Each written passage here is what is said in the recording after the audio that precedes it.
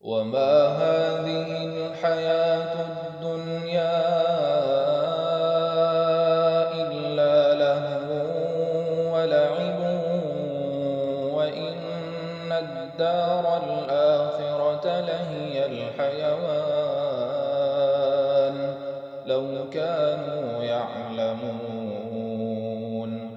فإذا ركبوا في الفلك دعوا الله مخلصين له الدين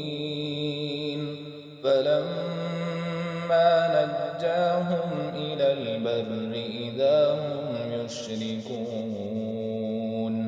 ليكفروا بما آتيناهم وليتمتعوا فسوف يعلمون أولم يروا أنا جعلنا حرما آمنا ويتخطف الناس من حولهم أفبالباطل يؤمنون وبنعمة الله